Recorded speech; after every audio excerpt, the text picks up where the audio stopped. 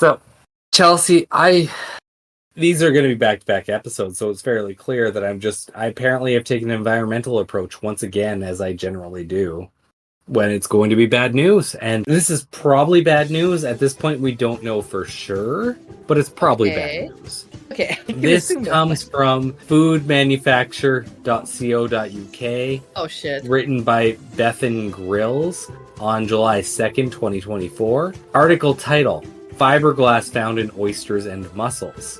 Oh, for fuck's sake. In an alarming first, a study has found that burning levels of fiberglass particles have contaminated the food chain via natural bivalve populations. Great.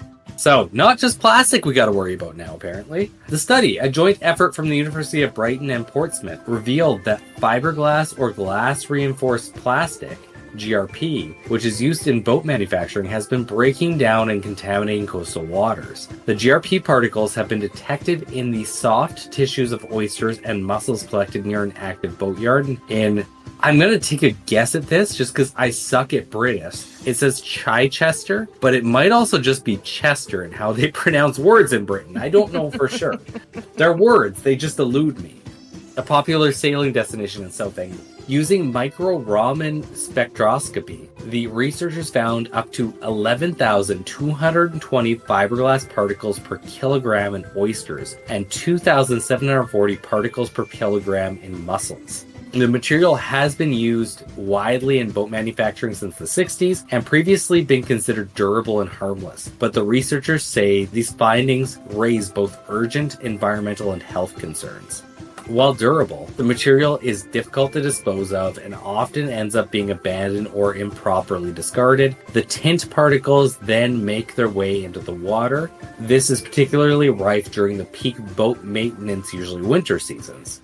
These particles accumulate in bivalves such as oysters and mussels, which are crucial to marine ecosystems due to their filtering feeding habits. The ingestion of GRP can then interfere with their digestive system, leading to physiological stress and even death. This not only affects marine life, but could also have significant implications for human health, given that these bivalves often end up on consumer plates. Dr. Karina Siokan, principal lecturer in marine biology from the University of Brighton, described the findings as, quote, disturbing, end quote. She added, quote, this study is the first of its kind to document such extensive contamination in natural bivalve populations. It's a stark reminder of the hidden dangers in our environment. Efforts are being made to find viable disposal solutions, but more needs to be done to prevent at-sea dumping and onshore burning. We're just starting to understand the extent of fiberglass contamination. Our study is the first to show this level of contamination in natural bivalve populations. We must improve public access to slipways and commercial boat maintenance facilities. Creating a better ethos around end-of-life boat management is crucial to minimize further exposure and spread of these contaminants, said Dr. Siokin.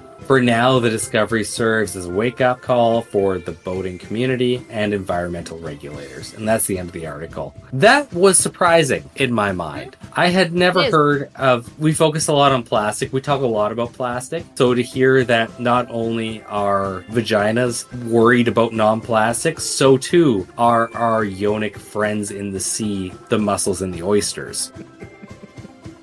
I think it's the owners of vaginas who might be concerned. Okay.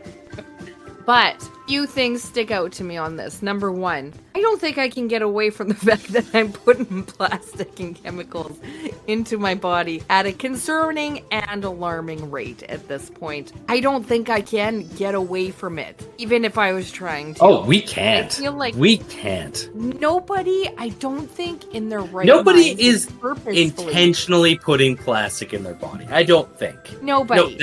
No, you know what? I shouldn't say that because, like, people are still using plastic straws and putting, like, plastic in their mouth to do certain things, like, say, open a plastic But container. they're not assuming that it's being absorbed into your body. I bet you most people Fair don't enough. think that. Fair They're not, enough. I'm gonna get this certain, like, cereal because it's loaded with plastic, and I want to become, like, mostly plastic. Yeah, you know what? From what I've read, Annie's has more plastic in it, therefore I'm going to buy the Annie's cereal. Yeah.